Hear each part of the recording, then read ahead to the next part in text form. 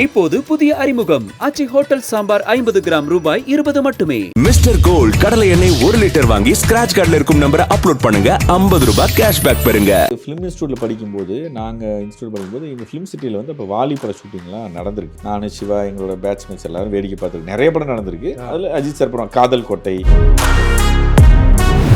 Major time அவர் யார்கிட்ட பேசிட்டு இருப்பாருன்னா, அந்த ஒர்க்கர்ஸ் இருக்காங்கல்ல, லைட்மேன் இருக்கலாம், கிரேனால் இருக்கலாம், யார் வேணாலும் இருக்கலாம், ஆர்ட் டிபார்ட்மெண்ட், அவங்களோட தான் வந்து பேசுவாங்க.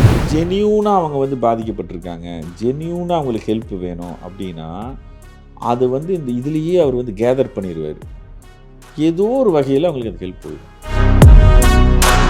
உங்களுக்கே தெரியும், அவர் காலில் பிரச்சனை இருக்குது, கையில் பிரச்சனை இருக்குது, முதுகில் பிரச்சனை இருக்குது, ஏகப்பட்ட உடல் ரீதியான சவால்களை தாண்டி தான் அவர் இத்தனையும் பண்ணுறாரு. காலையில் வருவார், ஈவினிங் டைரக்டர் பார்த்து எப்போ அனுப்புகிறாரு அப்போ தான் போவார். அவர் வந்து ஒரு ஷெட்யூலிங்கிறது அஜித் சார்கிட்ட வந்து 6 மணிக்கு போகணும், 8 மணிக்கு போகணும், இதெல்லாம் வந்து அவர் சொல்லவே மாட்டார்.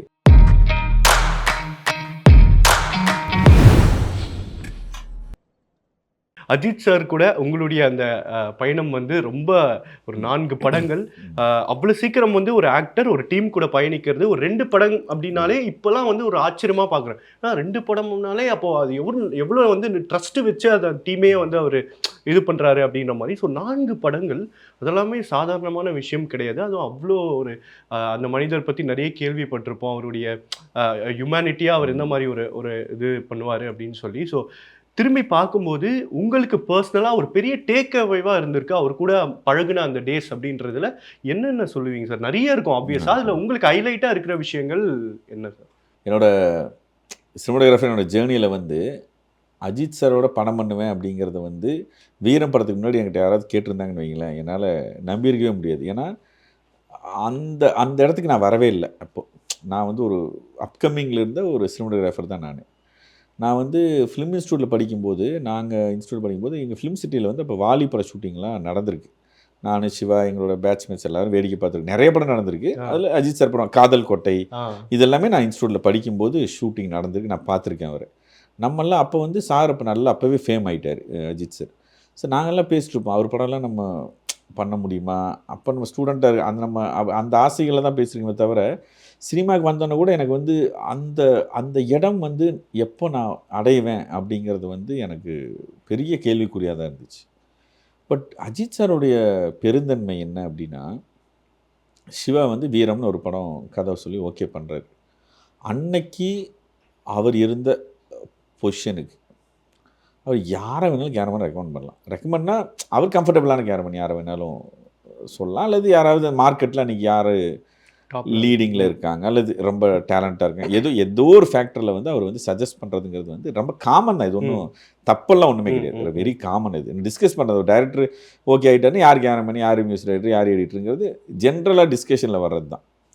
நான் சிவா கதை சொல்லிட்டு டெக்னீஷியன் பேசும்போது, யார் சார் என்னோட வெற்றின்னு ஒரு கிளாஸ்மேட் சார், நான் தெலுங்கு படம் நான் தான் பண்ணேன், உங்களுக்கு ஓகேவா, ஓகே அப்போ ஓகே அப்படின்ட்டு. அவ்வளோதான். என்னை பற்றி அவருக்கு என்னை யாருன்னே அவருக்கு தெரியாது, என் படம்லாம் பார்த்துருக்கு வாய்ப்பே கிடையாது. ஆனால் அவர் வந்து சிவா மேலே உள்ள நம்பிக்கையில், அவர் சிவாக்கு அப்போ தான் ஃபஸ்ட்டு, இது வேதாளத்தை சொல்லியிருந்தாருன்னா வேறு, வீரம் சிவாக்கே ஃபஸ்ட்டு. பட் அவர் டைரக்டருடைய ஒரு முடிவுகளுக்கு அவர் தர்ற முக்கியத்துவம் நம்புறது.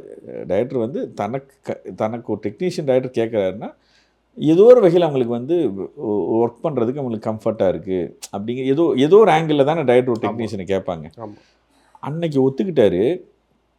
அதுக்கப்புறம் நம்ம விஸ்வாசம் வரைக்கும் 4 படம் பண்ணோம். ஒரு நாளும் இந்த 4 படத்தில் ஒரு நாள் கூட என்ன சொல்லுது, நம்ம சில சமயம் லைட்டிங்கில் டிலே ஆகிருக்கலாம், சில சமயம் அவர் கஷ்டப்பட்டு நடித்த விஷயத்தை வந்து ஒரே டேக்கில் ஓகே ஆகாமல் போயிருந்துருக்கலாம், ஆக்ஷன் பிளாக்லேயே ஆகட்டும், எவ்வளவோ ஜேர்னி இருக்குது இல்லையா. ஒரே ஒரு டைம் கூட என் மேலேயோ என் டீம் மேலேயோ ஒரு கோவப்பட்டு நான் பார்க்கல. இப்போ யோசிச்சு பார்த்தா கூட ஒரு தடவை கூட ஏன் இப்படி பண்ணிட்டீங்க, இவ்வளோ கஷ்டப்பட்டு வந்தேனே, ஏன் கேமராவில் பிடிக்காம அப்படி சொன்னது ஒரு தடவை கூட சொன்னது கிடையாது. அது அவருடைய மிகப்பெரிய குணாதிசயம். அது அவர் வந்து அவர் வந்து என்னென்னா, அவர் யூனிக்கான கேரக்டர். அவர் வந்து எல்லாரும் அஜித் சாரை பற்றி ரொம்ப உயர்வாக சொல்கிறாங்கன்னா அதுக்கு எல்லா தகுதியும் அவருக்கு இருக்குது. அது வந்து சும்மாலாம் ஒருத்தர் போயிட்டு நம்ம ஃபேக்கெல்லாம் எப்படி அவர் நல்லவர்ன்ட்டுலாம் சொல்கிறான். அது உண்மை இயல்பிலேயே அவர் நல்லவர் தான். அவர் நல்லவருங்கிறத விட அவர் வந்து நம்ம இவ்வளோ பெரிய ஸ்டார் ஹீரோவை பார்க்குறோம்ல, அவர் யூனிட்டில் வந்து அவர் பிஹேவ் பண்ணுறது இருக்குல்ல, அவர் வந்து நீங்கள் என்ன நினைப்பீங்க ஜென்ரலாக பார்க்குறவங்க, அவர் சேர் போட்டு உட்காந்துக்கிட்டு மெயின் ஆக்டர்ஸ் ஆக்ட்ரஸோட பேசிகிட்டு இருப்பார், டைரக்டரோட பேசிகிட்டு இருப்பார், அல்ல டிஓபியோட பேசிட்டு இருப்பாருங்கிறது நினைப்பேன். அது எப்போ நடக்கும். பட் மேஜர் டைம் அவர் யார்கிட்ட பேசிட்டு இருப்பாருன்னா, அந்த ஒர்க்கர்ஸ் இருக்காங்கல்ல, லைட்மேன் இருக்கலாம், கிரேனால் இருக்கலாம், யார் வேணாலும் இருக்கலாம், ஆர்ட் டிபார்ட்மெண்ட், அவங்களோட தான் வந்து பேசிட்டு இருப்பார். ஸோ அவங்களுக்கு வந்து எந்த அளவுக்கு அவங்க வந்து அட்டாச் ஆவாங்க அல்லது என்னமா அவங்களுக்கு மேன்மை கிடைக்கும்னா, இவ்வளோ பெரிய ஹீரோ தோளில் கை போட்டு ரொம்ப சந்தோஷமாக பேசிகிட்டு இருப்பார். அவங்களோட பிரச்சனை எதாவது இருந்தால் தெரிஞ்சுக்குவார்.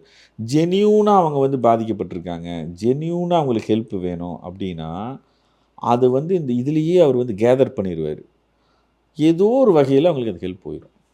அது வந்து உனக்கு நான் பண்ணுறேன் இதுக்கு அதெல்லாம் எதுவுமே அவருக்கு அது தோணிருச்சுன்னு வைங்க, இவங்களுக்கு இந்த ப்ராப்ளம் இருக்குது, அது ஹெல்த் இஷ்யூவாக இருக்குது. எனக்கு ஹெல்த் விஷயமா எனக்கு நிறைய பண்ணியிருக்காரு. கண் ஆப்ரேஷனு அது எனக்கு தெரியவே ஏகப்பட்ட பேர்த்துக்கு அவர் வந்து பண்ணியிருக்கார். ஸோ இது எல்லாம் என்னென்னா அவர் மேலே நமக்கு வந்து ஒரு ஆக்டராக அவர் மேலே உள்ள மரியாதை, அவருடைய உயரம், அது எல்லாம் ஒரு பக்கம். அது நம்ம எல்லோரும் பார்க்குறது தான், நம்ம ஸ்க்ரீனில் பார்க்குறது. அது இல்லாத இன்னொரு பக்கம் இருக்குது இல்லையா, அதுதான் அவருடைய பெரிய ஒரு நல்ல குணமாக சொல்லலாம். புரியுது. ஸோ என்னென்னா எப்போவுமே அவரோட படங்கள் ஒர்க் பண்ண நாளை யோசிச்சு பார்த்தோம்னா நமக்கு எல்லாமே நல்ல மெமரிஸாக இருக்கும். நிச்சயமாக. எதுவுமே நமக்கு வந்து ஐயோ அப்படியே அப்படியெல்லாம் இருக்காது. அதில் அவருக்கு வந்து உங்களுக்கே தெரியும், அவருக்கு காலில் பிரச்சனை இருக்குது, கையில் பிரச்சனை இருக்குது, முதுகில் பிரச்சனை இருக்குது, ஏகப்பட்ட உடல் ரீதியான சவால்களை தாண்டி தான் அவர் இத்தனையும் பண்ணுறாரு. ஆனால் அது என்றைக்குமே அதை வந்து அவர் காட்ட மாட்டார், யாருக்கிட்டையுமே காட்ட மாட்டார். இவ்வளோ கஷ்டப்பட்டு பண்ணுறேன் அது அவர் பாட்டு கேஷுவலாக அவர் பாட்டுக்கு இருப்பார், அவர் பாட்டுக்கு பண்ணுவார், நல்ல வேல்யூ பண்ணுவார் எல்லாத்தையும்.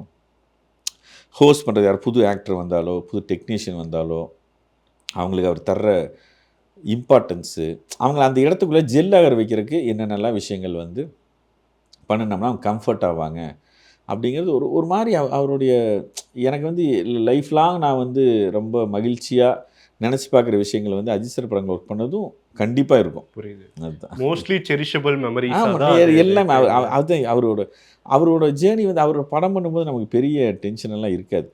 ஏன்னா அவர் என்ன மாதிரி ஆக்டர்னா காலையில் வருவார், ஈவினிங் டைரக்டர் பார்த்து எப்போ அனுப்புகிறாரோ அப்போ தான் போவார். அவர் வந்து ஒரு ஷெட்யூலிங்கிறது அஜித் சார்கிட்ட வந்து 6 மணிக்கு போகணும், 8 மணிக்கு போகணும், இதெல்லாம் வந்து அவர் சொல்லவே மாட்டார். எடுத்துக்கிட்டே இருப்போம், அவர் பாட்டு நடிச்சிட்டே இருப்பார். ரொம்ப ரேராக அவரோட பர்சனல் கமிட்மெண்ட்டாக தான் இருந்தால் சொல்லியிருப்பாங்களே தவிர, சில நாளெல்லாம் நிறைய நாள் இருக்குது அவருக்கு ஷூட் வந்து ஒரு 8 o'clock முடிஞ்சிடும். நாங்கள் வந்து ஒரு 12-2 வரைக்கும்லாம் பண்ணிட்டு போனால் அவர் கேரவேனில் உட்காந்துருப்பார்.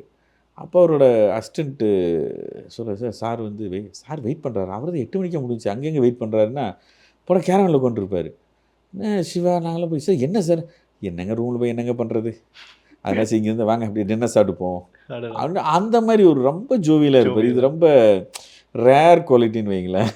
அஜித் சாருடைய எத்தனையோ ஒரு நல்ல குணங்கள் இருக்கு, நான் சொல்கிறது ரொம்ப தேங்க்யூ. ஃபேன்ஸ்க்காக இதெல்லாம் நீங்கள் சொல்கிறது அவங்களுக்கு ஒரு பெரிய சந்தோஷத்தை கொடுக்கும் நம்புகிறேன். அடுத்த கொலாபரேஷனுக்காகவும் நாங்கள் ரொம்ப அவளாக காத்துட்ருக்கோம். அது சிவா சார்கிட்டையும் நிறைய பேர் கேட்குறாங்க, கண்டிப்பாக நடக்கும்னு அவரும் சொல்லியிருக்காரு. நீங்கள் அதை பற்றி சொல்ல நினைக்கிறது? அதான் சிவா வந்து அஜித் சாரோட இன்னொரு ப்ராஜெக்ட் கண்டிப்பாக இருக்குன்னு சொன்னாப்புல, எப்போ அது எதுவுமே இன்னுமே கன்ஃபார்ம் ஆகலை. இருந்தால் அதை விட ஒரு பெரிய நல்ல விஷயம் என்ன இருந்துற போகுது, அதுதானே. அது எனக்கும் அது திருப்பி சாரோட எப்போ ஒர்க் பண்ணலாம் அப்படிங்கிற ஆசை ரொம்ப இருக்குது, அது நடக்கணும், அவ்வளோதான். நிச்சயமா சார். ரொம்ப ரொம்ப நன்றி சார், இவ்வளோ நேரம் எங்களுக்காக மனதார நிறைய விஷயங்கள் பகிர்ந்துக்கிட்டீங்க.